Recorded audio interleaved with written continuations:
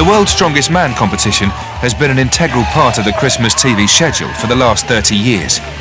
The shows have provided dramatic victories, extraordinary displays of strength, and every so often, some eye-wateringly painful injuries.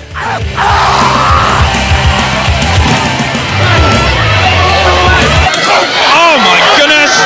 That would probably broken his arm. The current holder of the title is 31-year-old Pole, Mariusz Pudzianowski, one of the most successful strongmen in history.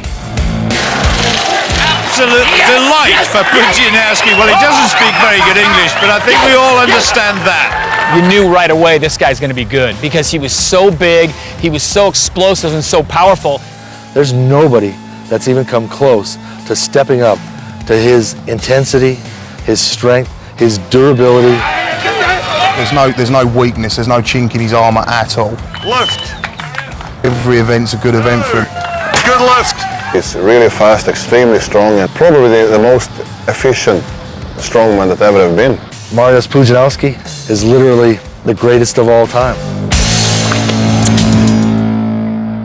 Pudzianowski's first appearance in the competition was back in 2000 in Sun City, South Africa. Before then, he was a keen amateur boxer who was encouraged into weightlifting by his father, a successful Olympic lifter in his own right. Having established himself as a World's Strongest Man legend, Pudzianowski is now a celebrity in his own country, and his fame has impacted heavily on his fortune. He now owns a property development company and a chain of supermarkets. All this, though, hasn't affected his hunger for competition. He's done it! He's won the event! Pudzianowski may be considered the best ever, but he is just one of a whole host of strongmen who have graced the competition over the last 3 decades. The first 3 contests between 1977 and 79 took place at Universal Studios in California and featured only athletes from the United States. A varied collection of football players, powerlifters and bodybuilders were assembled, as well as one guy that you really didn't want to make angry. Lou Ferrigno, aka the Incredible Hulk. As it so happens, I have the bar that was bent by Lou Ferrigno in the very first event that we had, and it hangs in my office even now, and it's kind of shaped like this, and you can see where he's bent it, and every time I see that bar of Lou Ferrigno's on my wall, I have a little tug. The early competitions were all American affairs, and the first 2 winners of the title were Olympic lifter Bruce Wilhelm in 1977 and 78, and powerlifter Don Reinhold in 1979. I know you trained hard for it all year long. You deserve it. In my book, you're the strongest man in the world. Thank you, I appreciate that. The competition, though, was limited in international representation. At this point, neither champion could really claim to be the true world's strongest man. But waiting in the wings was a man who would go on to lay a legitimate claim to the title. Just beneath that outer layer of warmth and fuzziness, there's this boiling rage. There's this beast of a man. Damn it! Kazmaier angry. 1 second to the last bit. The Kaz is an icon. He's an icon in the sport. So strong that he may just be able to press the weight overhead. Bill Kazmaier made his WSM debut in 1979. The 26-year-old Kaz, as he was affectionately known, was the world powerlifting champion, had an intimidating 23-stone frame, and was to become one of the most intense competitors ever. I knew he was a little bit different than just the basic weightlifter out of a gym. And to me, you know, on a pound-for-pound level, at that time, he was probably the strongest man in the world. Bunnies pop up from behind every tree, lurk around every corner. This is the Playboy Resort, you see. And surrounded by these Playboy bunnies, I'm here to witness the contest for the world's strongest man. And helping me out, a very special playmate, Henry Cooper. Do you think they suit me, Derek? The venue certainly suited Kazmaier, as he won his first title in 1980. And Sue. My focus was on the event and the event only. As a matter of fact, in the squat lift, they put a clear plexiglass floor for the bunnies to sit on. Now, you may not believe this, but I never looked up. My focus was keen on the weight, and I won the event. And it's 10 points to Kazmaier. Kazmaier remains involved in the competition 2 decades after his last appearance as a competitor. As co-presenter of the American version of the show, broadcast in the States by ESPN, he works closely with veteran sports commentator Todd Harris. Kaz is fantastic. You know, people ask me, is he that scary? Is he that big? Is he that mean? Because when he gets into the voiceover booth or he gets to the competition, he really gets into it. And, you know, the voice goes down a few octaves and he's, Todd, let me tell you what, and he's all fired up. But he really is what I would call a gentle giant. I wouldn't want to compete against him. I wouldn't want to meet him in a dark alley, but I certainly wouldn't want to compete against him. Thickness of the bar now 15/16 of an inch. Scary and very strong, undeniably. But even the self-titled strongest man ever was brought down to earth by an iron bar on his way to winning the second title in 1981. And listen to Kazmaier. Apparently they have suffered some type of muscle pull. Let's hope it's not too severe. Yeah, the tendon slipped right out of the groove in the shoulder. He's already put the tendon back in. And if we can get the deltoid to settle down, it tore a little bit when the tendon popped out. We'll be okay for the squat and the deadlift. Okay. Piper in the yellow lane, Waddington in the blue. The reigning champion was becoming increasingly irritated by the PA announcer's description of opponent Dave Waddington, the man with the strongest legs in the world, apparently. As Kazmaier stood under the bar, eyes bulging and holding a weight of 440 kilos, he was determined to set the record straight. Legs, right here. You decide. And so the chef. Kazmaier's domination of his opponents was complete as he strolled to his second title. He had equalled Bruce Wilhelm's record, but there was little doubt that the man from Alabama would go on to eclipse his countrymen and fulfill his claim to be the strongest man who ever lived. I'm Mike Evans saying thanks.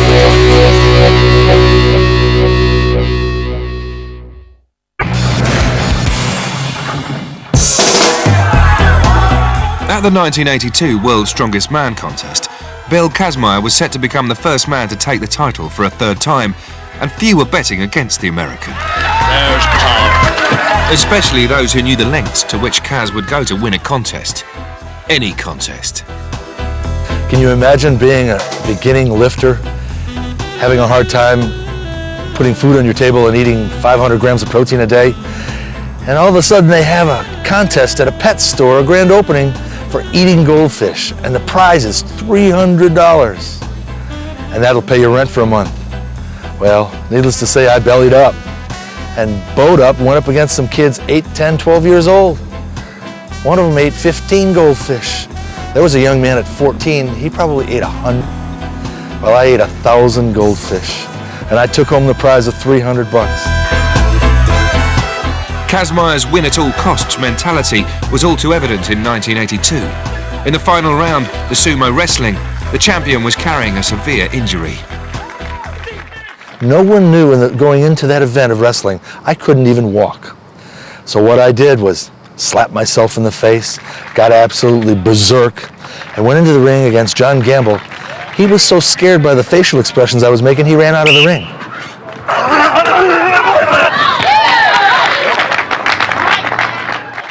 Kazmaier was indisputably the strongest man in the world. The first to win the contest 3 times, he had raised the bar for those who followed. Bill Kazmaier believed that he was the world's strongest man. He ate it, lived it, slept it, dreamed it, breathed it. Bill Kazmaier probably was the strongest, or is one of the strongest guys ever. But there would be no 4th title for the American in 1983. For the first time, the competition moved away from the United States and travelled south to Christchurch, New Zealand. Kazmaier did not travel with it. And he's bellowing like the bull of Bashan. That left the door open for a new champion. Jeff Capes was Commonwealth shot put champion in 1974 and 76, and now coaches the next generation of British field athletes. But he is best known for his exploits in the world's strongest man. He makes it look so casual, and it's clear he's pleased with that. I was very proud and privileged to not only win it, but to represent my country as it was then and be the first to actually win it for Great Britain. Britain's favourite strength athletes emerged victorious from one of the strongest fields assembled. Despite the absence of the defending champion, few could argue with the true international nature of the competition or the quality of the field. But did the absence of Kazmaier devalue the achievement? 42.6. It could have been a better field, but there again the disciplines were just as hard as anywhere else. And he's done it. There were some real powerful athletes from the world of powerlifting and everything, like world champions, world record holders.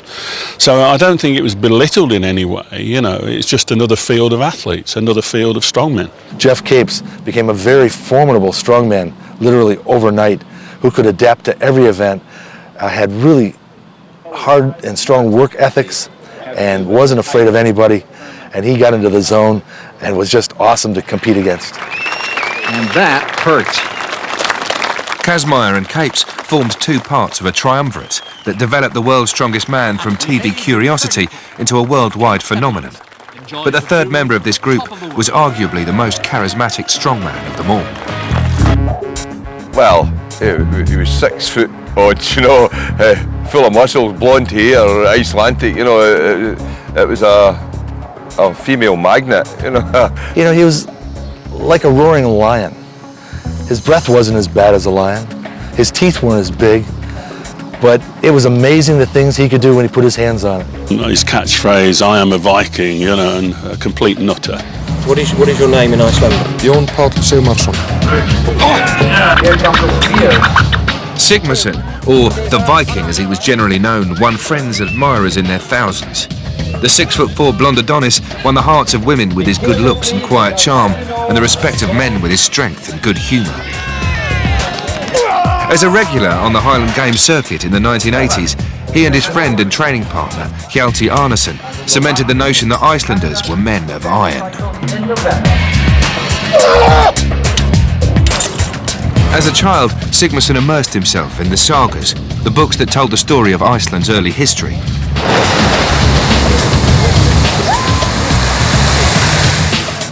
This interest gave him the pride and determination to succeed. Long summers spent working on the land enhanced his strong genetic makeup and provided him with the physical tools to complement this mental strength.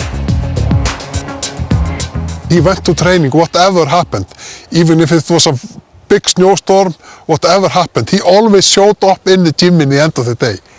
He would lift me and my two sisters over his head and shout, "I'm the strongest in the world." He would run around screaming, and sometimes he would grab Mom, lift her up and dance with her.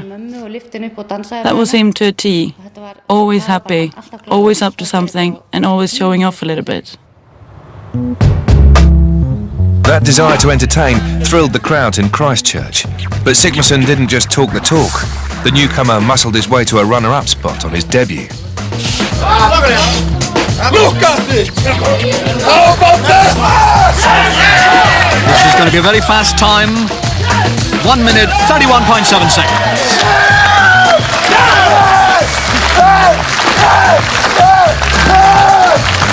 Do you get the feeling he's moderately pleased with that performance? He had to steal the spotlight all the time somehow.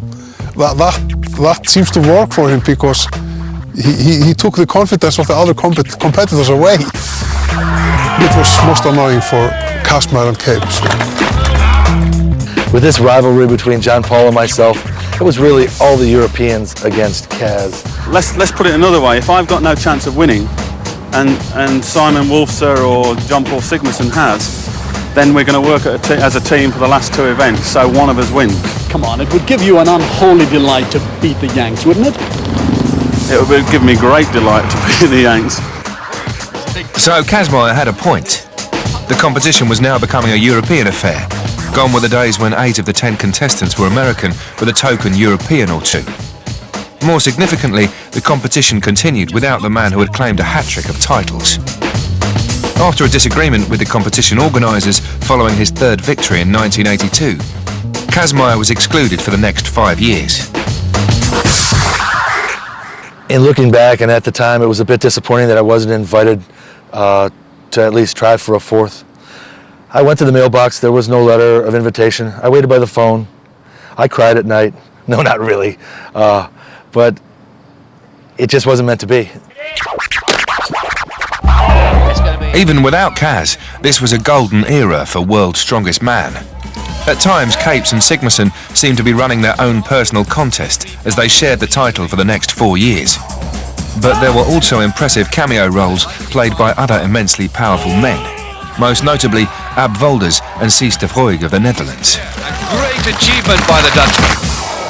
Wait for the go, both of you. There was great entertainment as well as amazing displays of strength as Sigmarsson and Capes went head to head. It seems good for Jeff. Just look at that power, and Jeff's hurt.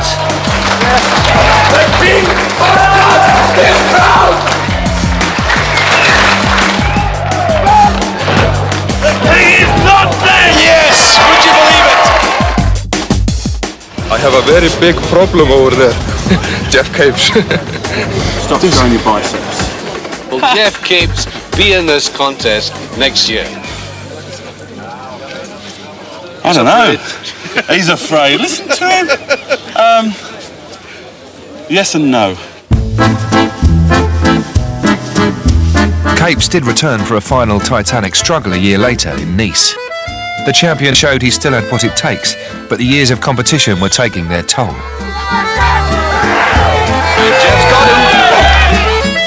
It was Sigmarsson who dominated the contest and regained his crown. And he's beaten Capes by a full 3 seconds. Honours were now even.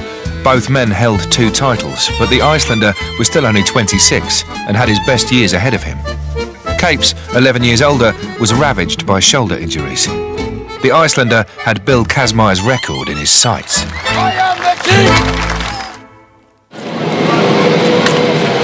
There are many characters in the story of World's Strongest Man.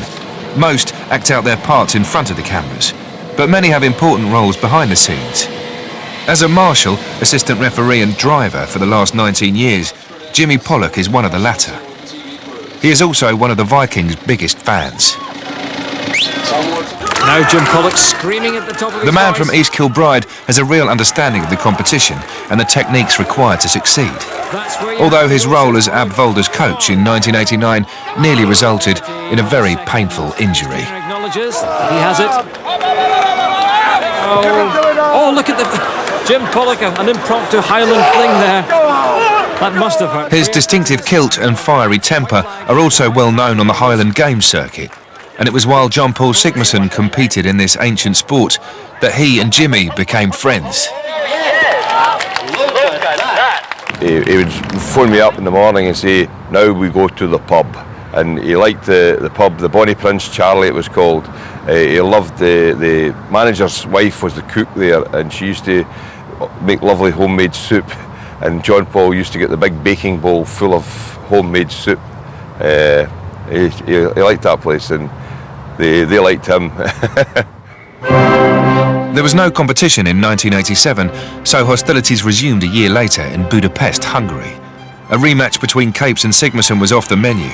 The Englishman had retired after the brutal battle in Nice 2 years earlier. However, there was an even more mouth-watering matchup in prospect. The Kaz was back, past his best possibly, but at last there would be a matchup between the 2 great strongmen of the age. In the build-up to the contest, tension was high as both camps traded insults and trash talk. I feel like he's what I'd call a paper champion. I won 8 events out of 10, so he can eat his paper. Kazmaier was cast as the raging wild man. You made a big mistake, Webster. A real big one. Sigmarsson as the entertainer. It was fair to say that neither man was on the other's Christmas card list. I doubted that he could win that time, but somehow it happened. It was like the angels was helping out or something. The 2 heavyweights continued to trade physical achievements and psychological barbs. Sigmarsson upped the ante in a log lift. Kazmaier was not too happy. Kazmaier went crazy in this competition. totally crazy, and he really wanted to win. Kazmaier took revenge in the sack race, as he cleverly tied the 200-kilo weight to his belt and became the only man to drag it the length of the grueling 50-metre course. But in a contest where fate seemed to be against the American, even his attempt to mock John Paul's famous laugh backfired.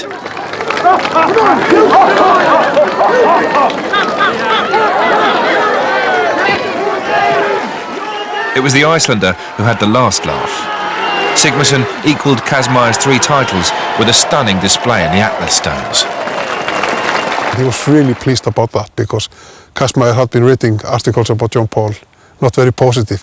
They were not like a very, very good pals at that time, but later on they became very good friends. The Viking had a hat-trick of wins. Kaz had the same. The big question after 1988 was which man would be the first to claim 4 World's Strongest Man crowns, and at what cost.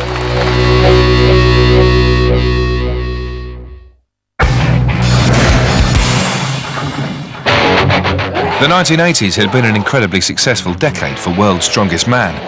As the contest travelled the globe, the rivalry between Bill Kazmaier, John Paul Sigmarsson and Geoff Capes inspired the 3 men to superhuman displays of strength. The heavy loads had taken their toll.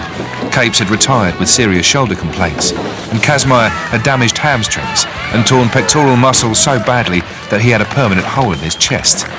Sigmarsson was also feeling the pressure. He drove his body to more and more unrealistic limits, desperate to become the first man to win 4 titles.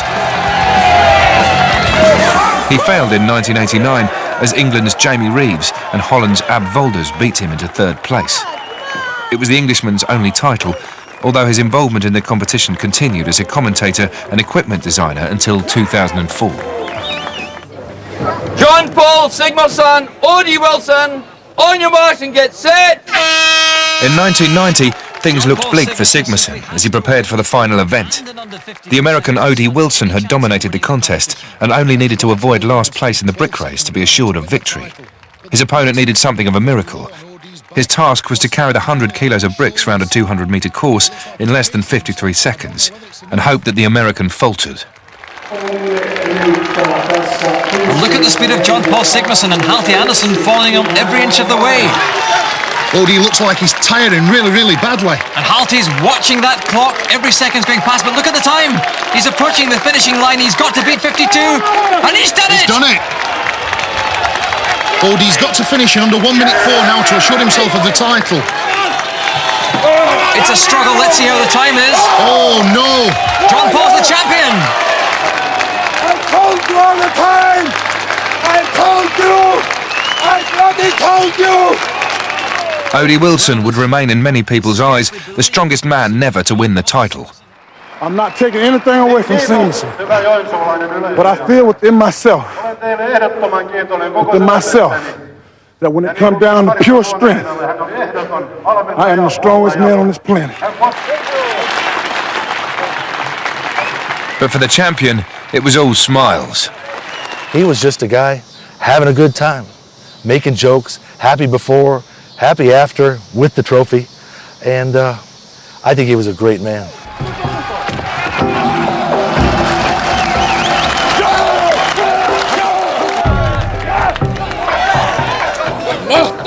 I'm a Viking! Sigmarsson had achieved what many at the time thought impossible. He had overcome injury and an ever-improving field of competitors to win 4 World's Strongest Man titles. He was the most successful strongman ever. I am the strongest! I am the Viking! Yes! But all the victories came at the highest cost.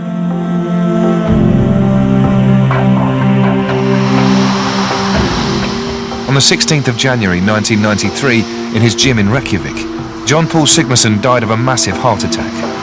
A congenital heart problem had been seriously compounded by years of intense training, competition and huge calorie and supplement intakes. One of the brightest lights of the strongman world had been extinguished. Everyone remembers where they were when they heard the news. And it was a really sad day because he was like an ambassador for Iceland, you know, good health, good condition, good looking, And, you know, he had everything, the charm, everything he had, and it was all taken away, you know, just in one moment. John Paul died in January, and my son was born in November of the same year, and we named him after him.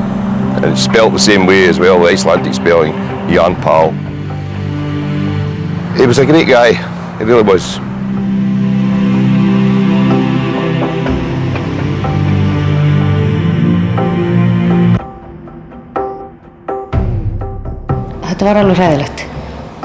It was terrible. I was 7 months pregnant. I thought it was so sad that he would never see my daughter grow up.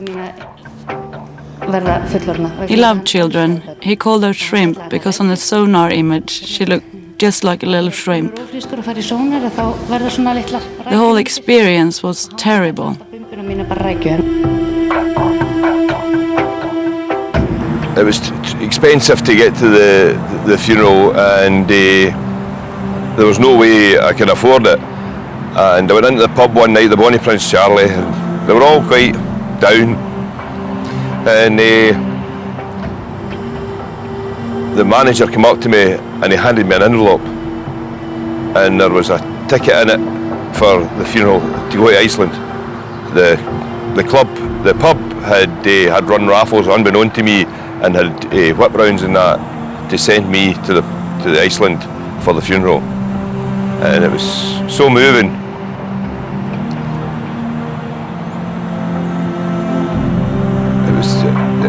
It just put in perspective what people thought of him, that they would do this for him.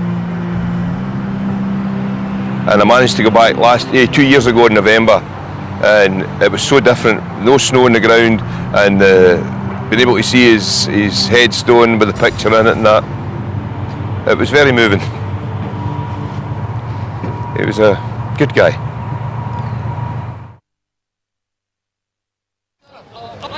Icelandic exploits in The World's Strongest Man didn't die with John Paul Sigmarsson, though. After winning in his first appearance in 1991 and coming second in the following 2 years to Ted van der Paar and Welshman Gary Taylor, Magnus for Magnusson would go on to dominate the 90s much as his countrymen had the 80s.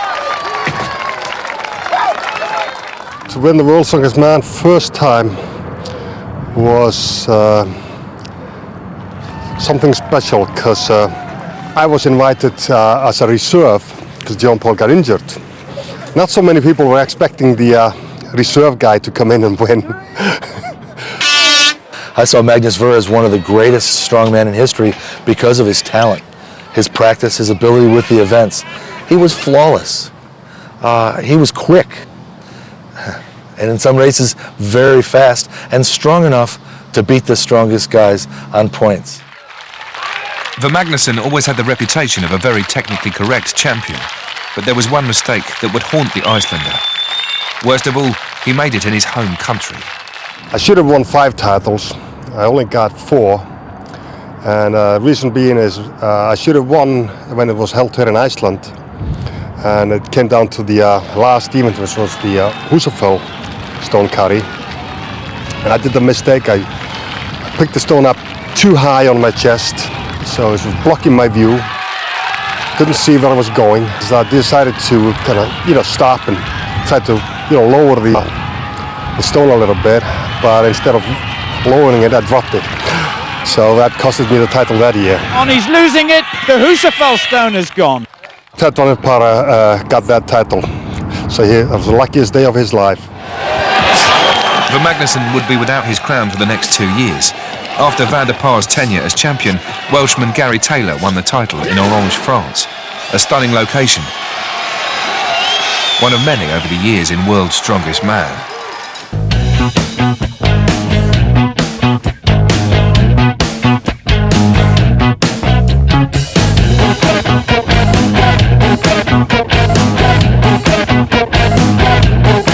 Most of the places we've been are kind of out of the way. You've heard of them before, but they're not on most people's holiday making plans.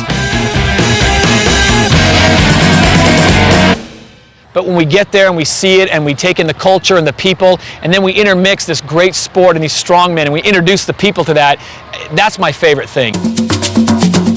As the tournament travelled to Africa for the first time, Ver Magnusson was determined to regain his title. That failure 2 years earlier in his home country seemed to push the heir to Sigmarsson's crown onto new heights.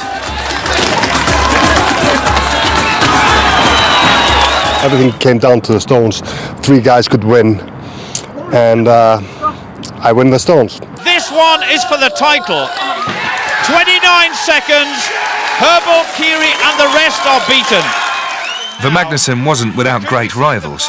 Manfred Herbal, Riku Kiri and Gerrit Badenhorst were all worthy opponents, but they all suffered from a common flaw. Most of the guys have all got their strength and some weaknesses. The trick is to have almost no weaknesses.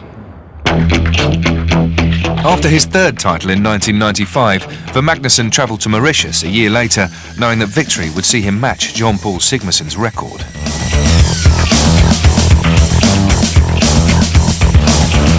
Magnusson again. He must get this one up. Ready? To keep Another faultless display gave Magnusson his 4th and final victory. Of the 19 crowns that had been awarded, 8 had gone to the tiny country of Iceland. Tremendous. The guys from Iceland are totally unreal in strength. They come from such a rich genetic history of warriors. They're ready to work with their hands and bust their back every single day and think nothing of it. So to have 4 wins back-to-back, Magnus Ver, Jean-Paul Sigmarsson, to me it's not unexpected. Iceland has had some great champions in the past, but this man may well go down as the greatest ever. His strength wasn't that great, but again, his tenacity, his will to win, to stand on that podium and take that trophy was greater than anybody at the competition, and that's why he took 4. 12 years have passed since Ver Magnusson's final victory in Mauritius and the 2008 contest, but one man's career spans that period. In that time, 8 men have claimed the world's strongest man title. In 1998, Magnus Samuelsson was one of them. Just another day, huh? It does Samuelsson looked destined to be a winner from the moment he set foot on the world's strongest man stage back in 1995. The European arm wrestling champion made an instant and brutal impact. Oh my goodness! Nathan is down. I've probably broken his arm. The doctor's very quick to attend. No diagnosis yet, of course. There aren't many people around here that will ever forget the pain that came across Nathan. Even though it's never, of course, never on purpose and never meant to hurt anybody, but that became kind of my introduction. After that, everybody knew who I was, and that's pretty much how it all started. Quite a start indeed, but 3 years after that awful introduction, Samuelsson looked favourite to take the title in 1998 as the competition travelled to Morocco. If you can imagine a deep freezer full of food, that is about the same weight as each of these weights. Every contest always has a turning point, and I knew if I can beat Ahola in the power stairs, then I'm going to have a big gap on him, because that was an event he was expecting to beat me in. It's going to be very, very close. Just one more to go. Yes, I think he's got it. Samuelsson was part of the Scandinavian Revolution that dominated the contest in the late 90s and early 2000s, before the arrival of Mariusz Pudzianowski. This group were friends who enjoyed a camaraderie seldom seen in the sport. The relatively diminutive Jouko Ahola was the first of them to take the title in 1997. He became a 2-time champion in 1999. Oh, so easy in the end and looking capable of doing even more. 10 big points for Finland. Jouko was just unbelievable. And, in America, we're saying this guy could play American football because he's so quick, but he also had such incredible strength in the stationary position. Bench pressing, squat lifting, things like that. Jouko was phenomenal, but he was so trim and cut. It was like, this guy can't be the world's strongest man, and he did just enough that year to squeeze in and win the titles. He was a tough contender to compete against because he never ever gave up. We could have a 10-point lead on him and he will still try to kill himself to catch up, which most people don't. Scandinavian dominance continued up to and into the new millennium. As the competition started a 2-year residency in Africa, Jouko Achala's countryman, Jani Virtanen, became the latest man from the region to win the title. At the time, the Finn's victory surprised many due to his relatively slight frame. Virtanen is flying. This is brilliant. Absolutely superb. He's going to be so close. He's done it. He's done it by a whisker. 25 seconds dead. And at last, Jani Virtanen has got the victory he wanted. Jani is one of the most underestimated strongman champions I've seen. He's phenomenally strong. Scandinavia have always competed well in World's Strongest Man, and remember that Finland have done it twice in the last 3 years. He can move extremely well, and that combination is really hard to beat in a strongman contest. And he's done it! Jani Virtanen is the World's Strongest Man.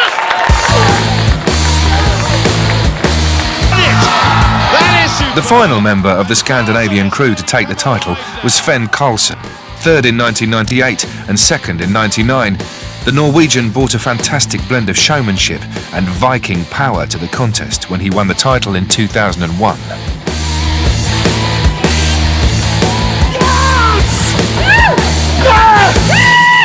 It was a great time, and I think the thing that made us be so good were that instead of being enemies with each other, we spent a lot of time together, and we talked training, and we pushed each other forward, so I think we developed each other. Ahola and Sven and Jani, we had so many really tough fights, but then again I've been together with these guys for 10 years, and we're still good friends. 2001 was to be the end of the good times for the Scandinavians. A new power was rising in the east. Mariusz Pudzianowski has been the figurehead of another distinct movement in the sport, as former Eastern Bloc countries like Poland, Ukraine and Lithuania become hotbeds of achievement. In the 6 years since Fenn Carlsen's victory in Zambia, only 2 men have stood between the dominator and the title. And only one has been from the Western Hemisphere.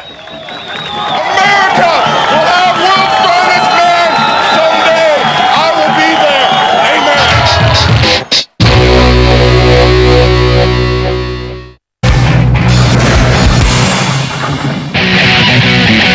The world's strongest man reached the ripe old age of 30 in 2007, and it's a contest that has seen many changes in those 3 decades. Some things, though, remain constant. The seemingly superhuman feats of strength, the giant muscles, and the intensity of the contestants.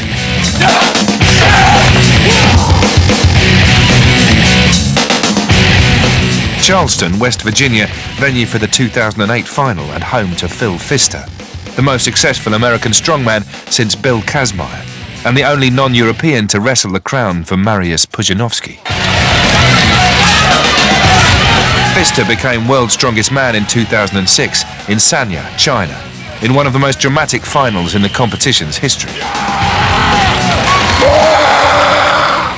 You know, the 06 final really could not have been written any better. It was really just kind of a fairy tale contest for me. You know, Mariusz is a fantastic athlete. It's unbelievable. And maybe I caught him napping just a bit, but I was definitely the best man in 06. Athletes sort of talk about the flow and talk about being in the zone, and when everything's going just right, you have these sort of out-of-body experiences as you're competing. After 4 straight event wins, Pfister knew that victory in the Atlas Stones would give him the title. You know, it was just a little bit wet out, so I approached the first stone very cautiously. I didn't want to slip and fall. Kind of cool, calm, and collect, because I knew that it didn't matter how fast you put up the first 4. It only mattered how fast the last one went on the platform. So I could actually hear Mariusz's stones going in just a moment, just an instant before mine, at least on the first few. At least that's how I heard it, that's how I perceived it. And when I finally got to the 5th one and threw it up there and could see it was going in the hole and glanced over and Mariusz didn't have his in the hole yet, then I knew that I'd won. That time is going to go, surely. Pfister's got in front, and he's edged it!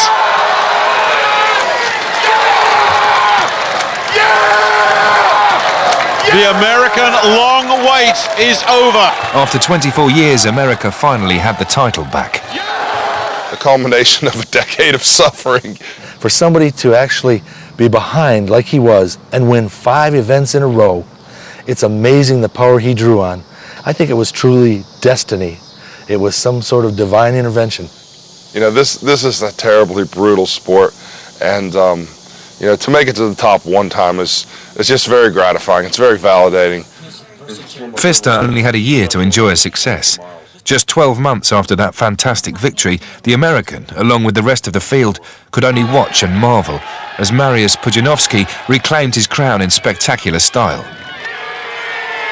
The Dominator was back at the top.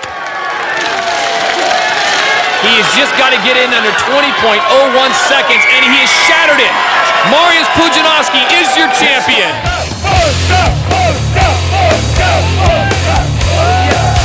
These are the men who have won World's Strongest Man crowns on more than 3 occasions. But Mariusz Pudzianowski, more than any of them, appears to have the potential to dominate the sport almost at will. The 2008 competition will go a long way in determining whether he is remembered as the greatest of all time. The latest venue provides a beautiful backdrop and enthusiastic crowds for Pudzianowski's record attempt. But resident Phil Pfister will be enjoying things win, lose or draw. You know, first and foremost, World's Strongest Man is just a fantastic television show, and it's just an honor and a dream come true for my hometown, you know, my state that I've lived in my whole life. My family's lived here a couple of generations, so it's very gratifying. It's, you know, it's a dream come true to have my hometown showcase, you know. That's the biggest thing, really. 30 years, 19 countries and 17 champions after the very first contest at Universal Studios, the World's Strongest Man is in rude health. What started life as a light-hearted entertainment show has grown into a hugely successful international franchise, watched by millions and ferociously contested by the planet's strongest men. I am the Viking! Are you down there? But what, if anything, has changed over the years? I don't think the brute strength is higher by any means today. I think all the champions have been really strong people. The difference is that the old guys came from other power sports into strongman, and most of the guys today thinks of strongman from day one. Let's go! Come on, baby! The eras may be different and the events have been tweaked, but 3 decades after the contest's inception, the prize is undeniably the same. The title, World's Strongest Man, is one of the most evocative there is. In the past, it was all about how strong a man was, or what he could achieve against somebody else. It goes back to the warring clans of Scotland, about challenging, you know, in terms of fights and clan wars. People are still fascinated what men can achieve in a purist sense to actually be acclaimed of World's Strongest Man. But if these giants were to meet today in a one-off contest, who out of Bill Kazmaier, Jean-Paul Sigmarsson, Magnus Vermagnusson and Mariusz Pudzianowski would prevail? If I was really going to stick my neck out, I think Kaz would still be the man to beat if he was around today. David Webster sets them off, and surprisingly, it's Kazmaier in the lead. I would have had a lot of fun with John Paul and his jovialness. I think all that would have been gone. Magnus Ver wouldn't have been able to figure out each event and how to beat the strong guys, and Mariusz and myself would have had a great battle. That's really a toss-up. I think I'm stronger than him. Man, can he run. It's half of a smile, half a grimace, and that is it. Thank you very much. And Poland are very, very definitely in the lead.